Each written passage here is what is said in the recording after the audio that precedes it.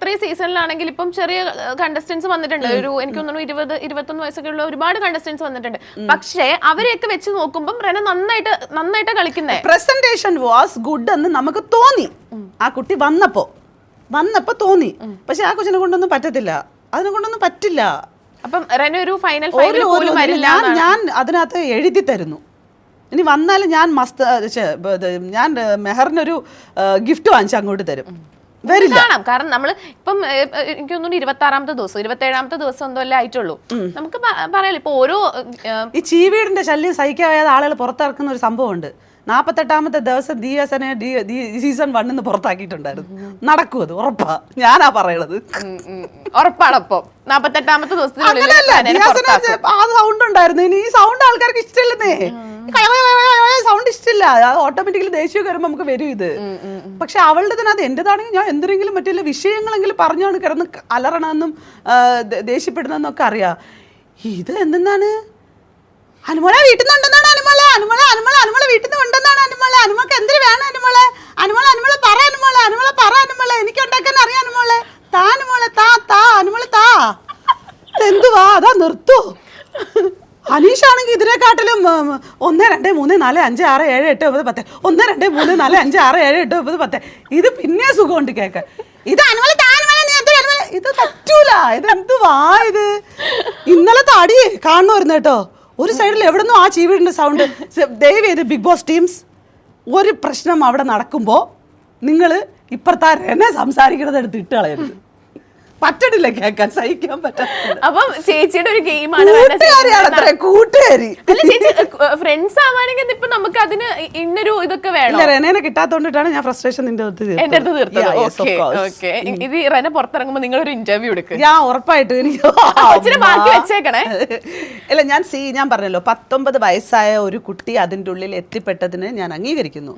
പക്ഷെ ആ കുട്ടി ആദ്യമായിട്ട് കളിച്ച ഗെയിമുകളെയും ചില വിഷയങ്ങളെ ആ കുട്ടി ഇൻഡിപെൻഡന്റ് ആയിട്ട് നിന്നപ്പോൾ എടുത്ത തീരുമാനങ്ങൾ ഞാൻ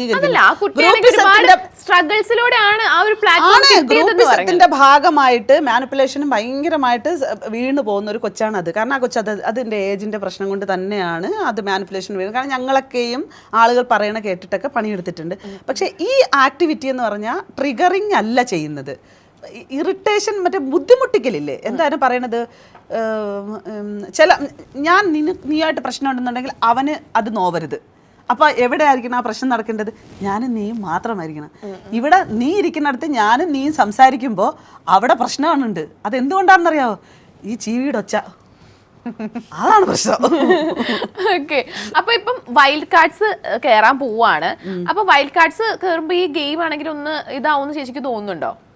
ഗെയിം ഈ ഒരു ബോറിംഗ് ഗെയിം ആണെങ്കിൽ മാറി കുറച്ചും കൂടെ ഒരു എന്റർടൈനിങ് ആവുമെന്ന്.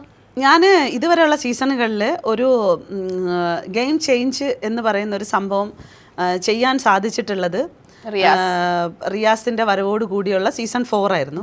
എനിക്ക് തോന്നുന്നു ഇതിനകത്ത് ഈ സീസണുകളിൽ എനിക്ക് വൈൽഡ് കാർഡിനെക്കാട്ടിലും മുന്നേ തന്നെ ആദില നൂറയും നെവിനുമായിട്ടുള്ള ഇഷ്യൂ ഒരു ഗെയിം ചേഞ്ചിന് വഴിയൊരുക്കി. ആളുകൾ കണ്ടു ഒരു ഗെയിം പ്രോപ്പറായിട്ട് കളിച്ചത്. കാരണം അവനോട് ചോദിക്കുന്നു, അവനത് ചെയ്യുമെന്ന് പറയുന്നു, അതിലവൻ ട്രിഗർ ആകുന്നു, അവൻ അവിടെ ഡോർ തുറക്കുന്നു, അവൻ ഇറങ്ങി ഓടുന്നു. ഒബ്വിയസ്ലി അതൊരു ഗെയിമാണ്. അത് അവർ ഇന്നലെ ലാലേട്ടൻ്റെ മുമ്പിലും അവർ പറഞ്ഞായിരുന്നു അതാണെന്ന്. അങ്ങനെ ഒരു ചേഞ്ച് അവിടെ നടന്നു. ഈ വീട്ടിലുള്ളവർക്ക് തന്നെ പരസ്പരം ഇപ്പം താങ്ങാൻ പറ്റണില്ല. അപ്പം ഇപ്പം വന്നിരിക്കുന്ന സമയം അത് എത്രത്തോളം ഇതാണെന്ന് എനിക്കറിയില്ല. ഒരു 2 ആഴ്ചയൊക്കെ കഴിഞ്ഞിട്ട് ഇവരൊക്കെ വന്നിരുന്നെങ്കിൽ കൂടുതൽ കുറച്ചുകൂടെ ഒരു ഇമ്പാക്റ്റ് പ്രതീക്ഷിക്കാമായിരുന്നു. നമുക്കിപ്പം ഇന്നലെ ബിഗ് ബോസ് നടന്ന മാതിരിയാണ് തോന്നുന്നത്, തുടങ്ങിയത് മാതിരി. കാരണം അവിടെ ഓൾറെഡി കണ്ടസ്റ്റൻസ് തമ്മിൽ ഒരു ഇതാകാൻ തുടങ്ങി. പിന്നെ ഈ പറഞ്ഞ പോലെ ഇപ്രാവശ്യം കേൾക്കുന്ന പേരുകളിൽ ഇപ്പം മസ്താനി, ഇതുപോലെ വ്യാസൻ, അതുപോലെ നമ്മുടെ ജിഷിൻ, അങ്ങനെ എല്ലാ കണ്ടസ്റ്റൻസിനെ കുറച്ച് 2-3 കണ്ടസ്റ്റൻസിനെ പറയുന്നുണ്ട്. എനിക്ക് ഭയങ്കര ഒരു സംഭവമായിട്ടൊന്നും എനിക്ക് തോന്നുന്നില്ല. പിന്നെ നമുക്ക് നോക്കാന്നുള്ളതാണ്. കാരണം നമ്മൾ ആരെയും ജഡ്ജ് ചെയ്യുന്നത് പുറത്ത് നിന്ന് ജഡ്ജ് ചെയ്യുമ്പോൾ ഇപ്പം ഈ സീസണിൽ കയറിയപ്പോൾ ഞാൻ വിചാരിച്ചു വാവ് നല്ല കണ്ടസ്റ്റൻസ് കേട്ടോ ഇപ്രാവശ്യം ഒരു നല്ല ഇത്. പക്ഷേ ബുദ്ധിബോധം ഇല്ലാന്ന് എനിക്ക് തോന്നി കുറേയൊക്കെ കഴിഞ്ഞപ്പോഴത്തേക്കൊക്കെ. വീക്കെൻഡ് എപ്പിസോഡിലെ ലാലേട്ടൻ ഹിന്റുകൾ കൊടുക്കുന്നുണ്ട്, അറിയാലോ. അത് കണ്ടിട്ടും എന്തുകൊണ്ടാണ് കണ്ടസ്റ്റൻസിന് മനസ്സിലാവാത്തതെന്ന് മനസ്സിലാവുന്നില്ല. മറ്റത് അത് വെച്ചിട്ട് കളിക്കുമായിരുന്നു. അതെ അതെ, ഈ സീസണിലാണെങ്കിൽ എനിക്കും അത് ചേച്ചി പറഞ്ഞത് എനിക്കത് ഫീൽ ചെയ്തു. മനസ്സിലാകുന്നില്ല അവർക്ക് ആ ഒരു ഗെയിം തന്നെ മാറ്റുന്നില്ല. കാരണം ഇപ്പൊ കഴിഞ്ഞ ആഴ്ച ലാലേട്ടൻ വീക്കെൻഡിൽ വന്ന് പറയുന്നു സെയിം പാറ്റേൺ തന്നെയാണ് വീണ്ടും വീണ്ടും അടുത്ത ആഴ്ചയും പോയിക്കൊണ്ടിരിക്കുന്നത്. എനിക്ക് പിന്നെ അത് ഫീൽ ചെയ്തിട്ടുള്ളത് ഇപ്പൊ ആദിലാനൂറയാണ് ഒന്ന് സൈലന്റ് ആയിരുന്നിട്ട് പിന്നെയും നല്ലൊരു ആക്റ്റീവായിട്ട് വന്നത് എനിക്ക് അവരെയാണ് ഫീൽ ചെയ്യുന്നത്. പിന്നെ നമ്മൾ നോക്കുകയാണെങ്കിൽ എല്ലാ സീസണിലും നമ്മൾ കാണുന്നതാണ് ഒരു ലവ് കോംബോ, ലവ് ട്രാക്ക്. ഇപ്പം സീസൺ 6 വരെ അതുണ്ടായിരുന്നു. പക്ഷെ ഈ സീസണിൽ അങ്ങനെ ഒരു ഇതോ ലൈക്ക് പ്രേക്ഷകരെ ഒരു ഇതാക്കുന്നു അങ്ങനത്തെ. അനുവിന്റെ അടുത്തേക്ക് പിന്നെ ഇവന്റെ ആര്യന്റെ ഒരു സംഭവം ഉണ്ടായിരുന്നല്ലോ, ഒരു ബ്രദർ സിസ്റ്റർ അതുപോലത്തെ ഒരു ഇതാ തോന്നുന്നത്. അവരൊരു കോംബോ ആയിട്ട് ഒരു ശ്രമം ആദ്യം നടത്തി, പിന്നെ അവൻ പാൽക്കുപ്പിയാക്കി അങ്ങ് അവള് വിട്ടു. അനുമോള് ഗെയിം നന്നായിട്ടാ കളിക്കുന്നത്. നന്നായിട്ടാണോ ഗെയിം കളിക്കണേന്ന് വെച്ച് പറയാൻ പറ്റില്ല. അനുമോള് ഗെയിം കളിക്കുന്നുണ്ട് അവിടെ. അനുമോളാണ് അവിടെ ഇപ്പൊ ബെസ്റ്റ് പ്ലെയർ. ബെസ്റ്റ് വെച്ചാൽ അവിടെ കളിക്കുന്ന ആൾ അനുമോളാണ്. ജിസേല് പോലും ശരിക്കും ഒരു ഈഗോയിസ്റ്റായി മാറിയ പോലെ. ജിസേലിന് ഭയങ്കര ഒരു പാമ്പറിങ് ഉള്ള ഒരു ലേഡി ആയിട്ടാണ് നമ്മൾ കണ്ടിരുന്നത്, അവൾ എല്ലാവർക്കും എല്ലാം കൊടുക്കുന്ന പോലെയൊക്കെ. പക്ഷെ ഇപ്പൊ അവളുടെ ഒരു ഇതിനകത്ത് അവളൊരു സെൽഫിഷ് ആവുകയും അവൾക്ക് മേ ബി ചിലപ്പോൾ അവൾക്ക് ഡ്രസ്സൊന്നും കിട്ടാതെ വന്ന സമയത്ത് അവൾ എല്ലാവർക്കും വേണ്ടി എല്ലാം ചെയ്തിട്ട് അവൾ മാത്രം ഒറ്റപ്പെട്ട് നിന്നതുപോലെ ഒരു ഫീലിംഗ് അവൾക്ക് ഉണ്ടായിട്ടാണെന്നുള്ളത് അറിയില്ല. പക്ഷെ ജിസേല് ഈ ആര്യൻ ജിസേലിന്റെ ഇടയിലുള്ള വിഷയം ജിസേലിനെ നെഗറ്റീവായിട്ട് ബാധിക്കാനുള്ള നല്ല സാധ്യതകളുണ്ട്. കാരണം ആര്യന്റെ ഒരു ഇത് വല്ലാതാണ് പോകുന്നത്. പിന്നെ ആര്യനെ അങ്ങനെയായിട്ട് ക്രൂശിക്കരുതെന്നാണ് ഞാൻ പറയുന്നത്. അയാളെ നിർത്താൻ ബുദ്ധിമുട്ടാണെന്നുണ്ടെങ്കിൽ അയാളെ പറഞ്ഞു വിടട്ടെ. കാരണം അയാൾ ഈ ADHD സിംറ്റംസ് ഉണ്ടെന്ന് ADHDയുടെ സിംറ്റംസ് ഉണ്ടെന്ന് പറഞ്ഞത് കൊണ്ട് നമുക്കൊരു ഒരു ഇത് ഫീലിംഗ് ഉണ്ട്. സോ ഞാൻ അത് അവരുടെ ബെസ്റ്റ് ഫ്രണ്ടിനോട് ഇങ്ങനെ സംസാരിക്കുകയും ചെയ്തായിരുന്നു. അതുകൊണ്ടാണ് ഞാൻ ആര്യന്റെ ഗെയിമിനെ വേറൊരു തലത്തിലേക്ക് കൊണ്ടുപോയി സംസാരിക്കുന്നത്. ഇപ്പൊ ആളുകൾ ഓഡിയൻസ് ഡിസ്കസ് ചെയ്യുന്നത് മാതിരി. കാരണം നമ്മൾ അത്തരത്തിലൊക്കെ ഉള്ള പ്രശ്നങ്ങളുള്ള കുട്ടികളെയൊക്കെ നമ്മൾ സപ്പോർട്ട് ചെയ്യുകയും അവർക്ക് വേണ്ട സപ്പോർട്ടിങ് കൊടുക്കുകയൊക്കെ ചെയ്യുന്ന ആളുകളാണ്. സോ ഒരു നല്ലൊരു ഗെയിമിന് ചെയ്യാൻ പറ്റില്ല, എനിക്കത് ഫീൽ ചെയ്യുന്നില്ല. കാരണം ആര്യൻ ഇപ്പൊ മരണ വീട്ടിൽ പോയി ചിരിക്കുന്ന ക്യാരക്ടറായിട്ട് ഉള്ളൊരു ഫീലിങ്സ് ഉള്ളൊരു കുട്ടിയാ. ശൈത്യയുടെ അച്ഛനെ പറ്റി എന്തൊക്കെയോ പറയുമ്പോൾ ആര്യൻ അവിടെ ചിരിക്കുന്നു. അത് നമുക്ക് എല്ലാവർക്കും ഒരു ഓക്വേർഡ് ആയിട്ട് തോന്നി, എന്തുകൊണ്ടാണ് ഇയാൾ ഇങ്ങനെ ചെയ്യുന്നതെന്ന്. പിന്നെ റിയാക്ഷൻസ് ഒക്കെ ഇത് ഇപ്പൊ ഷൂ ഒക്കെ എടുത്ത് എറിയുന്നതായിക്കോട്ടെ, മനഃപൂർവ്വം ചെന്ന് പ്രശ്നം ഉണ്ടാക്കുന്നതായിക്കോട്ടെ, അനാവശ്യ ഇടങ്ങൾ. പിന്നെ അതുപോലെ തന്നെ ഇപ്പൊ കഴിഞ്ഞ ദിവസം അനുമോളുടെ ഒരു പാവേനെ കെട്ടി തൂക്കി. എന്താ പറ്റി, ഇയാള് നോർമൽ അല്ലേ എന്നുള്ളൊരു. അതാണ് പറഞ്ഞത്, ഈ ഹ്യൂമാനിറ്റി ഒന്നും പെട്ടെന്ന് ക്യാച്ച് ചെയ്യണമെന്നൊന്നും ഇല്ല. പക്ഷെ അതൊരു കുട്ടിയുടെ പ്രശ്നമാണ്. നമ്മളൊന്നും അത്തരം ബിഗ് ബോസ് ഒക്കെ ചിന്തിച്ചും തീരുമാനിച്ചിട്ടൊക്കെ ആളുകളെ. പക്ഷെ നമ്മൾ ആരും വന്ന സമയത്ത് നമ്മൾ നോക്കുക. അല്ല, അയാൾ തന്നെ പറഞ്ഞതുകൊണ്ടാണ് എനിക്ക് അറിയുന്നത്. ഒരു ഇന്റർവ്യൂലൊക്കെ അയാൾ പറഞ്ഞിട്ടുണ്ടായിരുന്നു. ഞാനായിട്ട് യൂഹിച്ചെടുത്തതൊന്നും അല്ല അത്. അയാൾ ഒരു ഇന്റർവ്യൂല് പറഞ്ഞു അങ്ങനെ. അതെനിക്ക് തോന്നുന്നു ഇപ്പോഴാണ് ഓഡിയൻസ് ചിലപ്പോൾ മേ ബി ഞാൻ പറയുമ്പോഴാണ് കൂടുതൽ ശ്രദ്ധിക്കണമെന്ന് എനിക്ക് അറിയത്തില്ല. അങ്ങനൊരു വിഷയമുണ്ട്. ആരോ ചെയ്തൊരു ഇന്റർവ്യൂല്. എന്താ മസ്താനി പോയതിനെ പറ്റിയിട്ട് എന്താ അഭിപ്രായം? മസ്താനിയുടെ മുഖമാണെന്ന് തോന്നുന്നു മെഹർ പോലെ ഫീൽ ചെയ്തിട്ട് എല്ലാരും. എന്റെ മുഖമല്ലേ മസ്താനിക്ക്? Okay, of course. അല്ല, അങ്ങനെ കുറെ ആൾക്കാർ പറയാറുണ്ട് ഫേസ് കട്ട്. ചിലപ്പോ മേ ബി അങ്ങനെ ആയിരിക്കും ഇതാക്കിയത്.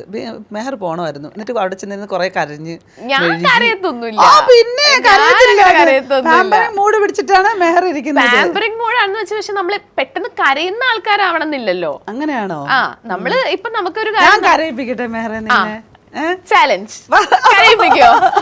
അല്ല, ചേച്ചിക്ക് ഒരു കാര്യം വേണ്ടി ഇപ്പൊ നമുക്കൊരു കാര്യം പറയണമെന്നുണ്ടെങ്കിൽ ഞാൻ പറഞ്ഞായിരുന്നു നേരത്തെ. വീണ്ടും പാൽക്കുപ്പികളെയും 2K കിഡ്സിനെയൊക്കെ പിടിച്ചോണ്ട് വന്ന് ഇരുത്തിയിട്ട് എന്റെ വായിന്നൊക്കെ വേറെ സാധനങ്ങളാ പറഞ്ഞത് സുമേഷ്. ചേച്ചി ഞാനൊരു കാര്യം പറയട്ടെ, ജെൻസി ആണെങ്കിലും അത് നമ്മള് മനുഷ്യർ തന്നെയല്ലേ. അല്ല ജെൻസി പ്രശ്നമില്ല.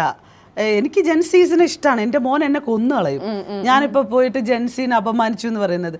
പക്ഷെ മെഹർ എപ്പോഴും ഇരുന്നിട്ട് ഒരു ഇന്റർവ്യൂ മൂഡ് പിടിക്കുന്ന സമയത്ത് ഇപ്പൊ എന്റെ മറ്റേ ബിഗ് ബോസിലെ ഓഡീഷന്റെ സമയത്താണെങ്കിലും അവർ എൻ്റെ അടുത്ത് പറഞ്ഞത് മെഹർ ഭയങ്കര പീപ്പിൾ പ്ലീസിംഗ് ആയിട്ടുള്ള ഒരാളാണ്. പക്ഷെ അതെന്റെ ബേസിക് നേച്ചറാണ്. ഞാൻ പണ്ട് തൊട്ടേ എനിക്ക് എന്താ പറയാ, ഒരാളുടെ അടുത്ത് ഞാൻ മുഖം കറുപ്പിച്ച് പറയണമെങ്കിൽ ഞാൻ ചിരിച്ചോണ്ടായിരിക്കും ചിലപ്പോൾ പറയാം. ദേഷ്യപ്പെടുന്ന അങ്ങനെയല്ല, ദേഷ്യപ്പെട്ട് പറയുന്ന സിറ്റുവേഷൻ ഉണ്ട്. ദേഷ്യപ്പെട്ടും പറയാറുണ്ട്. ദേഷ്യപ്പെടാനൊക്കെ അറിയാം. എനിക്ക് ദേഷ്യപ്പെടാനൊക്കെ അറിയാം. സീരിയസ്ലി എനിക്ക് ദേഷ്യപ്പെടാറിയാം. പക്ഷെ ഞാൻ അതെന്താ അപ്പൊ തൊപ്പി വിവാഹാലോചന നടത്തിയ സമയത്ത് നീ ദേഷ്യപ്പെടാത്തെ? ഇഷ്ടാണോ തൊപ്പിനെ? അങ്ങനെ തൊപ്പിനെ ഇഷ്ടാണ്. അല്ല, അതങ്ങനെയല്ല. നമ്മള് സത്യം പറഞ്ഞ തൊപ്പിനെ എനിക്ക് ഇഷ്ടല്ലേ? അതെന്താ പറ ചേച്ചി അങ്ങനെയല്ല, നമുക്കൊരു കാര്യം ഒരു എടുത്ത് പറയണം, നമുക്കത് ദേഷ്യപ്പെട്ട് പറയണമെന്നില്ല. തൊപ്പിയും ചേരും കേട്ടോ.